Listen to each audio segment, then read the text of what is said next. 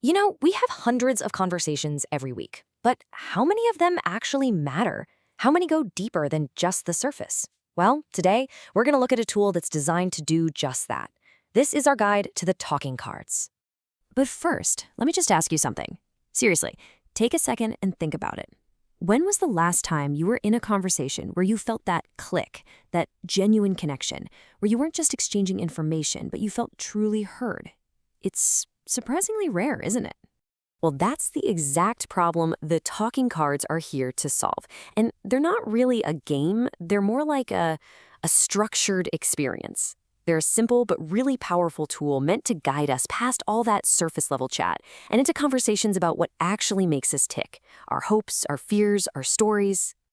So, here's our game plan for today. We're going to walk through this incredible three-act structure they use. We'll explore the present, then the past, and then the future. And we'll wrap it all up with a really crucial final step that makes it all stick: the final reflection. All right, let's dive in. Okay, first up, Act 1, which is called The Real Right Now. This is all about creating a safe space to talk by starting with exactly where you are in this very moment. It's so smart because it grounds the whole conversation in honesty right from the get-go, without any pressure to perform or have all the answers. I mean, look at this first question. It just immediately cuts through all the usual small talk, right? By asking what you're carrying, it's such a gentle way to invite a little vulnerability. It lets you share a small piece of your inner world, something that nobody would see just by looking at you. And then there's this one, which taps into a feeling we all know: being stuck. But notice how it's a two-parter. It doesn't just ask where you're stuck. By asking what you think is keeping you there, it pushes you past just complaining and nudges you towards some real self-reflection. So the whole point of Act 1 is to build this foundation of trust. I mean, think about it. You can't really figure out where you're going if you're not honest about where you're starting from. And with that honest starting point locked in, we can then start to look back and see how we got here. So now that we're grounded in the present, we're ready for Act 2, the pivot. This is where we look backward to really understand the story of how we became who we are today by uncovering those key moments that totally shaped us. This question isn't just about any old change.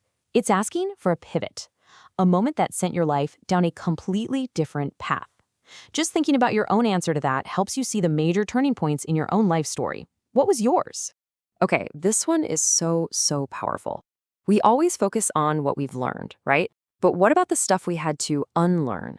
The old beliefs, the bad habits, the expectations we had to just let go of in order to grow. That's usually the harder and way more transformative work. And this one, wow, it just perfectly captures how complex growth can be. It acknowledges that to become who we are now, we sometimes had to say goodbye to who we used to be. It's a chance to just honor that past version of yourself without any judgment. Do you see what's happening here? Act 2 is all about finding that thread. It's connecting the dots of your past to create a story that explains the you of today. And once you have that story, you're ready to start writing the next chapter. Which brings us to Act 3, the forward. Okay, so with a clear picture of our present and our past, it's finally time to look ahead. This entire act is about being intentional. It's about empowerment. This question is so liberating, isn't it? It's a thought experiment that just removes our single biggest obstacle: fear. What would your answer be? It gets right to the heart of what you truly want, underneath all those layers of what ifs and I can'ts. And the final question of this whole journey is basically a 1-2 punch of vision and reality. First, the dream. Who do you want to become? And then the honest check-in. Okay, so what's really standing in your way? It's both aspirational and super practical at the same time. So you get it. The whole point of Act 3 is to turn all that incredible insight into actual empowered action. But the experience isn't quite over yet. There's one final step that makes all of this really last. Right, so the journey isn't over after that last question.